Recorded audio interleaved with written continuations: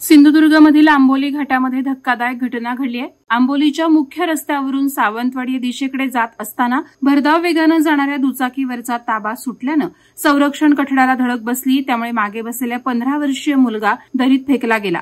हा युवक 200 मीटर खोल दरीत पडल्याची माहिती समोर येते। ही घटना सोमवारी सकाळी 8 वाजण्याच्या सुमारास घडली। मिळालेल्या माहितीनुसार आंबोली घाटातील मुख्य धबधब्यापासून सावंतवाडीच्या दिशेने जात असताना 1 किलोमीटर अंतरावर हा अपघात घडलाय। अगरबत्तीचा व्यवसाय करण्यासाठी सावंतवाडी येथे दोघे जण दुचाकीवरून जात होते।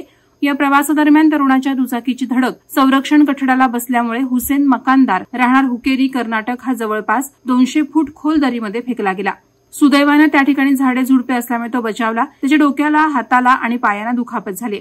त्याच्यासोबत दुचाकी चालवत असलेला सय्यद मकानदार वय 24 यांना आंबोली पोलिसांनी याबाबत माहिती दिली। त्यानंतर आंबोली पोलिसांनी तात्काळ रेस्क्यू टीमचे मायकल डिसूजा, राजू राऊळ, उत्तम नार्वेकर, हेमंत नार्वेकर, अजित नार्वेकर यांना खबर दिली। रेस्क्यू टीमने तात्काळ त्या ठिकाणी आपल्या साहित्यासह धाव घेतली। 200 फूट दरीमध्ये दोरखंडाच्या सहाय्याने उतरत जखमी मुलाला सुरक्षितरित्या दरीतून बाहेर काढलं। यावेळी बाबल अल्मेडा टीमचे सदस्य सुद्धा उपस्थित होते।